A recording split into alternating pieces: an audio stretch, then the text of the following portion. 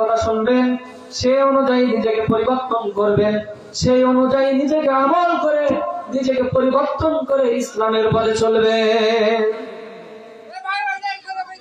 কিন্তু আমরা তো চালাক, তাই না? এখন মনে করছেন এই বাড়ি দোয়ার অনুষ্ঠান হলো, গেলেন না, আসলেন ওই লাস্টে যখন খাবার দেওয়া যাওয়া ভাব, তখন আপনি আসলেন। এখন একটু ভাবেন তো, আজ এই বাড়িতে অনুষ্ঠান হয়েছে, আপনি সবার লাস্টে আসলেন, কাল যখন আপনার বাসায় অনুষ্ঠান হবে, আমরা যদি লাস্টে যাই, আপনার কেমন লাগবে? বলেন, কেমন লাগবে? খারাপ লাগবে কি লাগবে না? খারাপ লাগবে। এই জন্য এই অনুষ্ঠান দেওয়া শুধু খাবারের জন্য নাই। আবার কিছু লোক শোনে গরুর গোশ আছে নাকি, শোনে কি শোনে না? কত কেজি চাল, কত কেজি ডাল, এরকম লোক আছে না নাই? এরকম লোক আমাদের সমাজে বেশি।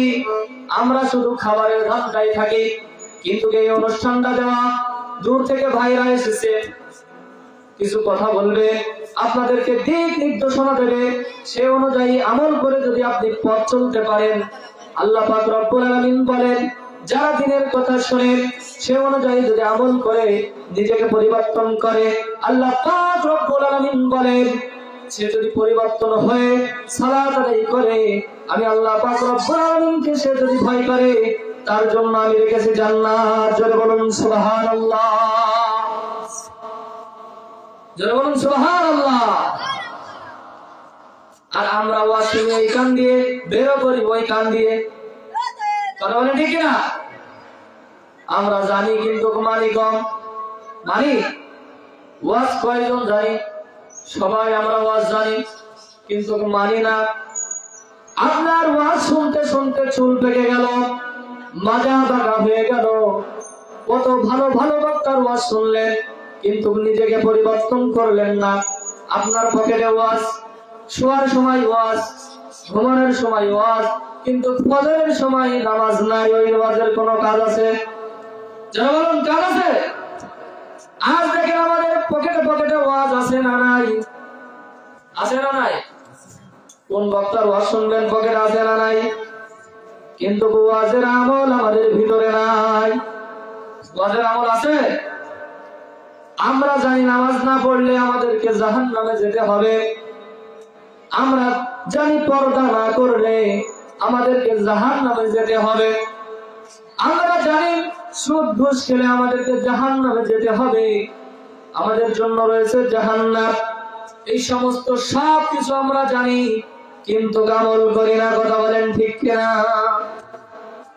আমরা যতটুকু জানি, এতটুকু যদি আমল করতাম, আজ ফজরের সময় মসজিদে 5 জন হতো না, আজ ইশার সময় মসজিদে 10 জন হতো না। আমরা যতটুকু জানি, আজ জোহরের সময় 2 জন হতো না। এমন সময় আছে আমি একা পর্যন্ত নামাজ পড়েছি, এমন হয় কি হয় না? টাকা থাকতো, কিন্তু আমরা জানি ঠিকই, কিন্তু মানি? হ্যাঁ মানি। কোন জায়গায় মানি? যে জায়গায় লাভ আছে সেই জায়গায় মানি। এমনও আছে দেখবেন যে জায়গায় লাভ আছে সেই জায়গায় মুসলমান আছে। 10 কেজি 10 টাকার চাউল যখন দেয় বোর্ডে, তখন দেখবেন লাইন কত বড়। ওই বোর্ডের সামনে থেকে রাস্তা পর্যন্ত লাইন। কথা বলেন ঠিক কিনা? এমনও হয় এই চাল নিয়ে, ডাল নিয়ে লাস্ট পর্যন্ত মারামারি করে নাক ফাটাফাটি হয়ে যায়, কি যায় না বলেন? অথচ আপনি যদি নামাজ না পড়েন, আপনার জন্য জাহান্নাম অপেক্ষা করছে। এমন জাহান্নাম, যে জাহান্নামে গেলে আপনাকে সামান্য যে কঠিন আযাব দেবে, যে কঠিন আযাব দেওয়া হবে। জাহান্নামের জুতা আপনাকে যখন পরানো হবে, পরানোর সাথে সাথে মাথার মগজগুলো ভাতের মাড়ের ন্যায় উতলায় উতলায় পড়তে থাকবে। ওই জাহান্নামের ভয় আপনারও হলো না, ওই জাহান্নামের ভয় আপনারও হলো না। যখন আজান হয়ে গেল, আপনি আল্লাহকে বৃদ্ধাঙ্গুলি দেখিয়ে অন্য কাজে চলে গেলেন, অন্য কাজে চলে গেলেন, দোকানে চায়ের আড্ডায় চলে গেলেন। আর আপনি মনে মনে ভাবলেন আমি মুসলমান, আমার মরার সাথে সাথে আমি জান্নাতে চলে যাব। এমন মুসলমান আছে না নাই? অত সস্তা না, অত সস্তা না। যখন আজান হয়ে যাবে, যারা প্রকৃত মুসলমান হিসেবে দাবি করবে, যারা প্রকৃত মুসলমান হবে, দুনিয়ার সমস্ত কাজ ছেড়ে দিয়ে আল্লাহর ঘরে হাজিরা দিতে চলে যাবে। জোরে বলুন সুবহানাল্লাহ। আমরা হাজিরা দিই, বলেন হাজিরা? আমরা হাজিরা দিই না। আমরা আজ মসজিদে যাই না, আমরা আজ ঠিক মতন সালাত আদায় করি না, আমরা আজ ঠিক মতন আল্লাহকে চিনি না, আল্লাহর রাসূলকে মানি না। আমাদের ভিতরে আজ ঢুকে গেছে শয়তান। কি ঢুকে গেছে? শয়তান নিজের ভিতরে ঢুকেছে, নিজের পরিবারের ভিতরে ঢুকেছে। নিজে তো ভালোই না, নিজের সন্তানেরা যে ভালো সেদিকে খেয়াল রাখবে, সন্তানদেরকে ভালো করবে সেই দিকেও আমাদের খেয়াল নাই। নিজের পরিবারের দিকে খেয়াল নাই, নিজের বিবিদের দিকেও খেয়াল নাই, নিজের মেয়েদের দিকেও খেয়াল নাই। কথা বলেন ঠিক কিনা? আপনি যদি খেয়াল করতেন, আপনার মেয়ে অন্যের হাত ধরে পালিয়ে যেত, বলে যেত না। আপনি যদি আপনার ছেলেকে সুন্দরভাবে শাসন করতেন, আপনার ছেলে কখনো আজানে হয়ে যাওয়ার পরে অন্য জনের সাথে আড্ডা দিত না, দোকানে বিড়ি সিগারেট খেত না, ক্যারাম বোর্ড খেলতো না, তাস খেলতো না। আপনি যদি আপনার সন্তানকে ভালো শিক্ষিত করতেন, আপনার সন্তান যখন আজান হয়ে যেত, দুনিয়ার সমস্ত কাজ ছেড়ে দিয়ে আপনার সন্তান মসজিদে যেত। জোরে বলুন সুবহানাল্লাহ। আপনি যদি আপনার সন্তানকে, আপনি যদি আপনার মেয়েকে সুন্দরভাবে করতে পারতেন, সুন্দরভাবে যদি করতে পারতেন, আপনার মেয়ে কখনো অন্য জনের হাত ধরে পালিয়ে যেত না, আপনার মেয়ে কখনো বেপরদা হয়ে চলাফেরা করতো না, আপনার মেয়ে কখন রাতের আধারে অন্য জনের সাথে মোবাইলে কথা বলতো না। জোরে বলুন ঠিক কিনা? কিন্তু আমাদের সবচেয়ে বড় শিক্ষক হচ্ছে পিতামাতা। সবচেয়ে বড় শিক্ষক কারা? পিতামাতা। কিন্তু আমরা আজ সন্তানদেরকে খোঁজ নিয়ে না। সন্তান একদিকে, পিতামাতা আর একদিকে। নিজেই তো ভালো না, সন্তানদেরকে কি শিখাবো বলেন? নিজে নামাজ পড়ি না, নিজে বিড়ি সিগারেট খাই, নিজে অন্যায় কাজের ভিতরে আছি। এখন যদি আপনি সন্তানদেরকে বলতে যান, আপনি যদি বলেন সন্তানেরা নামাজ পড়ো, নামাজ না পড়লে তোমার জন্য কঠিন আযাবের ব্যবস্থা আছে, এভাবে যখন আপনি পরিবারকে বলতে যাবেন, আগে আপনার সন্তান বলবে বাবা তুমি নামাজ পড়ো না, আবার আমাদেরকে জ্ঞান দাও। বলবে কি বলবে না? অবশ্যই বলবে, 100 বার বলবেন। এই জন্য নিজেকে আগে পরিবর্তন করতে হবে। পারবেন তো ইনশাআল্লাহ? জরুরি ইনশাআল্লাহ বলতে বলতে মুখ দিয়ে ফেনা উঠে গেল, মাজাগুলো বেঁকা হয়ে গেল, চুলগুলো পেকে গেল, তারপর আমাদের ভিতরে কোনো পরিবর্তন আছে? বলে কোনো পরিবর্তন নাই, যা ছিলাম তাই। কথা বলেন ঠিক কিনা? আল্লাহ পাক রব্বুল আলামিন আমাদের সকলকে সঠিক বুঝ দান করুক। সকলে বলে আমিন। জয় বলুন আমিন। আমার কথা তো শুনেই যান না। নতুন মেহমান এসেছেন, তাদের কথা শুনবেন এবং সে অনুযায়ী আমল করবেন। পারবেন তো ইনশাআল্লাহ? জয় বলেন ইনশাআল্লাহ। আল্লাহ পাক রব্বুল আলামিন অত্যন্ত একটা সুন্দর আয়োজন করেছে। আল্লাহ পাক রব্বুল আলামিন যে উদ্দেশ্য করে আয়োজন করেছে, আল্লাহ যেন সফল কাম করুক। সকলে বলে আমিন। জোরে বলুন আমিন। আমাদের ভিতরে পরিবর্তন ঘটাতে হবে। কি ঘটাতে হবে? পরিবর্তন ঘটাতে হবে। আজ দেখেন নিজেকে আমরা পরিবর্তন করতে পারি না। কত ওয়াজ শুনি, কত জানাজা দেই, কত নিজের সামনে মানুষকে মৃত্যুবরণ করতে দেখি, তারপরেও আমাদের পরিবর্তন আসে না। যখন আমরা জানাজায় দাঁড়াই, তখন আমাদের মন সব থেকে নরম থাকে, তাই না বলেন? তখন আমরা মনে মনে প্রতিজ্ঞা করি, এতদিন যা করেছি আর কোনদিন নামাজ কাজা করবো না। যে আমরা শুক্রবারে মসজিদে ওয়াজ শুনি, মনটা নরম হয়ে যায়। যখন জানাজার নামাজে যাই, মনটা আমাদের নরম হয়ে যায়। যখন মসজিদের থেকে বাইরে একটা পা ফেলাই, আমাদের মনের ভিতর থেকে সেই জজবা উড়ে যায়। কথা বলেন ঠিক না? সেই জজবা আমাদের আর থাকে না, সেই ইয়াকিন আমাদের আর থাকে না, সে বিশ্বাস আমাদের থাকে না। আল্লাহ পাক রব্বুল আলামিন বলেন, যারা আমার কোরআনকে শুনলো, যারা আমার কোরআনকে মানলো এবং সে অনুযায়ী আমল করলো, আমি আল্লাহ পাক রব্বুল আলামিন তাদের জন্য আমার দিনকে সহজ করে দিই। যারা বলুন সুবহানাল্লাহ। তাদের দিনকে কি করে দিই?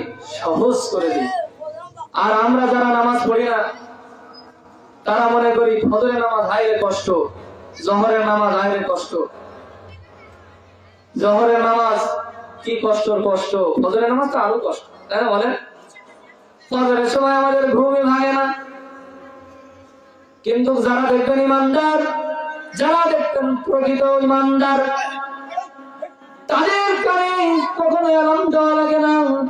ফজরের সময় যখন হয়ে যায়, আল্লাহর তরফ থেকে এমন এক অ্যালার্ম তাদের ভিতরে সৃষ্টি ফিট করে দেওয়া হয়েছে। ফজরের আজান যখন হয়ে যায়, ফজরের ওয়াক্ত যখন শুরু হয়ে যায়, দুনিয়ার কেউ তাদেরকে দমায় রাখতে পারে না, দুনিয়ার কোন শয়তান তাদেরকে বাধা দিতে পারে না। সমস্ত ঘুমকে ত্যাগ করে দিয়ে তারা আল্লাহর ঘরে যে ফজরের সালাত তারা জামাতের সহিত আদায় করে। যারা বলুন সুবহানাল্লাহ। আর ফজরের সালাত যে ব্যক্তি জামাতের সাথে আদায় করে, আদায় করার পরে জমিনে বিচরণ করে, আল্লাহ পাক রব্বুল আলামিন বলেন তার রিজিকের ভিতরে আমি আল্লাহ পাক রব্বুল আলামিন বরকত দান করে দিই। আর ফজরের আযান না হয়ে যাওয়ার পরে যারা নামাজ পড়ে না, যারা মসজিদে যায় না, তারা যদি দিনে 20,000 ইনকাম করে, মাস শেষে দেখবেন টাকা খুঁজে বেড়ায় ধান করে। এরকম লোক আছে না নাই? দেখবে সংসারে কোনো বরকত নাই। স্বামী ইনকাম করে, বউতি ইনকাম করে, তারপরে দেখবেন মাস শেষে 10টা কিস্তি। এরকম লোক আছে না নাই? মনে করবেন তাদের সংসারে কি নাই? বরকত নাই। কি নাই? নামাজ না থাকলে আল্লাহর বরকত আসে?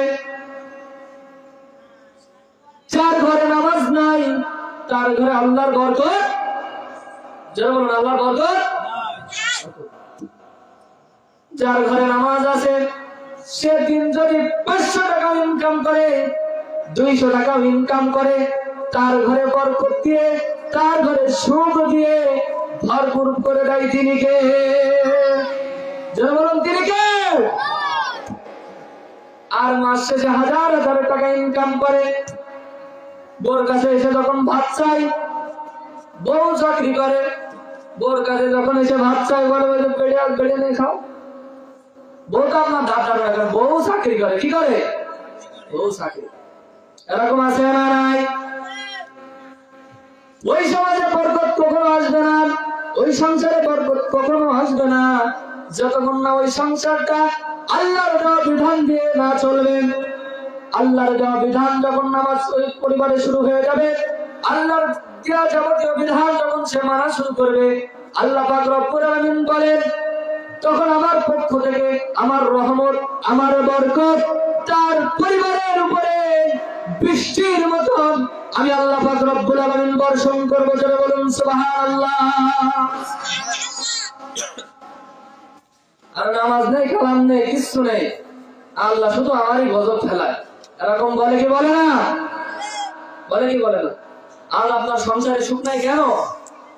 আপনি এত টাকা ইনকাম করেন, মাস কমতে কমতে চলে যায়, টের পান না। বরকত কেন নেই? আপনার ঘরে, আপনার সংসারে নামাজ নাই। কি নাই? আল্লাহর দেওয়া বিধান নাই, পর্দা নাই। কি নাই? পর্দা নাই। আমাদের পর্দা আছে বলেন? পর্দা আছে? পর্দা নাই। পর্দা তো নাই। পর্দা যত উঠে গেছে, মানুষজন তত পালানো শুরু করেছে। কথা বলেন ঠিক কিনা? আজ অবৈধ প্রেম ভালোবাসা আছে না নাই? যারা বলেন আছে না নাই? সমাজের থেকে যখন পর্দা চলে যায়, পর্দা যখন চলে যায়, নামাজ যখন চলে যায়, সত্যটা যখন উঠে যায়, কুসংস্কৃতি যখন আমাদের ভিতরে ভর করে, আল্লাহ পাক রব্বুল আলামিন বলেন ওই সমাজের প্রতি ওই কওমের প্রতি আমি আমার গজব নাজিল করি। কি নাজিল করি? গজব এমন ভাবে নাজিল করি, মুখ ওই যে মালা চেনেন না, মালা, মালার এক মুখ ছিঁড়ে দিলে যেমন পুঁতিগুলো নিচের দিকে পড়ে যায়, ঠিক ওইভাবে আমার গজব তখন আমি নাজিল করতে থাকি। জোরে বলুন নাউজুবিল্লাহ। আজ আমাদের উপরে গজব আছে না নাই? আজ আপনার বিবি কথা শোনে না, শোনে? আজ আপনার সন্তান কথা শোনে না, আজ আপনার ছেলে আপনাকে ভাত দেয় না, আজ আপনার ছেলে আপনার কথা শোনে না, এমন আছে না নাই? কথা বলবেন আমার সাথে, আছে না নাই? আপনি যদি বলেন নাই, আপনার চোখে আলো দিয়ে আমি দেখাই দিতে পারবো আছে। সন্তান আপনার কথা শোনে না, স্ত্রী আপনার কথা শোনে না, স্ত্রী যদি বলেন বসতে, স্ত্রী উঠে দাঁড়ায়, স্ত্রীকে যদি বলে তুই, স্ত্রীর গায়ে পর্যন্ত হাত তোলে, এরকম আছে না নাই? আমার সাথে কথা বলেন, আছে না নাই? আর যদি আপনার সন্তানকে বলেন বাবা অবৈধ প্রেম ভালোবাসা করো না, বাবা বিড়ি সিগারেট খেও না, ওই সন্তান এমন আছে বাড়ি আসতে চায় না, আছে না নাই? কথা বলেন, আছে না নাই? আছে মানে আপনাদের সন্তানদের আছে। আপনার সন্তানকে বলবেন এক, আপনার সন্তান বুঝবে আর এক। আর যদি আপনার মেয়েদেরকে বলেন মা তুমি এই পোশাক পরো না, এই পোশাকে তোমাকে ভালো লাগে না, মা তুমি এইভাবে চলো না, এইভাবে চললে তোমাকে ভালো লাগে না, মা তুমি পর্দা করো, ওই সন্তান ওই মেয়ে আপনাকে বলবে বাবা তুমি কি বোঝো? কথা বলেন ঠিক না? বলবে বাবা তুমি ডিজিটাল যুগের কি বোঝো, বাবা তুমি এই সমাজে বসবাস করো কি বোঝো? এখন চলছে তারা। কথা বলেন ঠিক না? এই সন্তান এরা কখন কথা শুনবে? যখন এদেরকে ইসলামের দিকে আকৃষ্ট করবেন, যখন আপনি নামাজ পড়বেন, সন্তান মেয়ে স্ত্রীকে এক জায়গায় বসাবেন, বসায় যখন ইসলামের কথা বলবেন, তালিম দিবেন, যখন এদেরকে ইসলামের দাওয়াত দিবেন, আস্তে আস্তে বুঝাবেন, দেখবেন এমন একটা সময় আসে ওই সন্তান আপনার কথা শুনবে, ওই মেয়ে পর্দা করবে, ওই বিবি আপনার কথা শুনবে, এমন কথা শোনা শুনবে ভাত বেড়ে বাতাস করবে। কথা বলেন ঠিক কিনা? আর আমাকে ভাত দিয়ে তো ধুই থাক, ওরে সব মা তুলালি বেঁচে যায়। কথা বলেন ঠিক কিনা? আল্লাহ পাক রব্বুল আলামিন আমাদের পরিবারকে ইসলামিক পরিবার করে দিক। সকলে বলে আমিন। আরেকটু জোরে বলছে আমিন।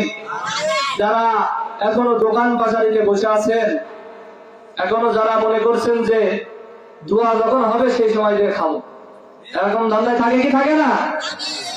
বহু দেখেছি আমি, বহু দেখেছি। ইসলামের কথা আপনাকে জানতে হবে, খাওয়া তো বড়। আপনি নিজেই তো টাকা ইনকাম করেন, আপনি খেতে পারেন না? অবশ্যই খেতে পারেন। এটা কেন দেওয়া হলো? এখান থেকে যারা জ্ঞানী ব্যক্তি আছে তারা আপনাদেরকে কিছু কথা বলবে, দিক নির্দেশনা দিবে। সেই দিক নির্দেশনা অনুযায়ী যদি আপনি আমল করতে পারেন, তাহলে এই আজকের দোয়ার অনুষ্ঠানটা সফল। জোরে বলুন সুবহানাল্লাহ। তাহলে এই দোয়ার অনুষ্ঠানটা সফল। দোয়ার অনুষ্ঠান সফল তখন না যখন একটু গোশ বেশি দিল, যখন ডাল রান্নাটা ভালো হলো, তখন দোয়ার অনুষ্ঠানটা সফল। জোরে বলুন তখন সফল। আমরা তো মনে করি ওটাই সফল। অমুক বড় গরু বেড়েছে, অমুক বেশি করে দিল, অমুক ভালো ডাল রান্না করিল, ওই জায়গার মিলাদটা ভালো হয়েছে, তখন মনে করি যে আমার মিলাদ সাকসেস। কথা বলেন ঠিক কিনা? তখন সাকসেস না, যখন আপনি এই মিলাদে এসে কথা শুনে সে অনুযায়ী যদি আপনি নিজেকে পরিবর্তন করতে পারেন, নামাজ কালাম পড়তে পারেন, সে অনুযায়ী যদি আপনি আমল করতে পারেন, তাহলে আজকের এই মিলাদ, আজকের এই অনুষ্ঠান, এই দোয়ার অনুষ্ঠান কামিয়াবি এবং আপনিও কামিয়াবি। জোরে বলুন সুবহানাল্লাহ।